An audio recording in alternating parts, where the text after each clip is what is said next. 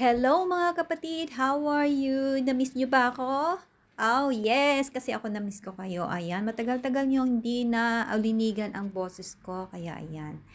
May kikwento lang ako sa leftovers ng kaganapan namin kahapon dito. Ayan, makikita niyo yung colors, mga colors young at heart. Ayan, ano ba nangyari kahapon? Hulaan niyo, di ba? Yes, nag-birthday ang aking amazing lolo. Ayan. So, may konti namang preparation at ang makikita nyo after ayang sandamakmak na cars. Yan. Dito ganun guys.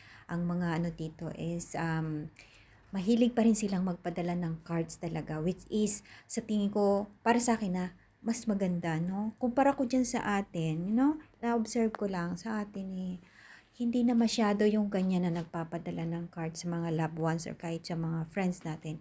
More on social media na ang greetings, which is hindi na masyadong ano sa mga elders, di ba? Minsan sasabihin natin sa loved ones natin, ipopost sa social media, oh, happy birthday Nana, I love you, ang daming sinasabi natin. Pero, napabasa ba nila yon? Hindi na, kasi wala silang account, guys. So, kumpara ko lang dito, parang mas maganda to, di ba? Sana maibalik din natin dyan sa atin na may express natin yung mga saloobin natin through cards, di ba?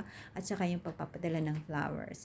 Dami yung makikitang flowers sa flat ni Lolo kasi mahilig sa mga plantita ang mga carers niya. Ayan, so 'di ba?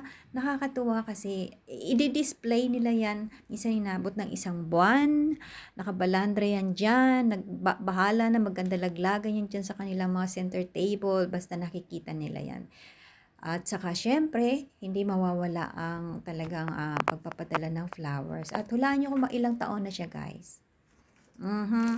Ayan, si Lolo ko ay nag-celebrate ng 99 years old. 99 years of existence.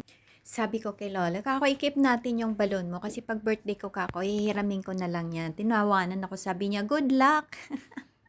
Sabi ko, wow, sige ka ako at lalampasan din ka ako kita. Sabi niya, it took a lot of courage to live this long. Sabi niya, kakatuwa.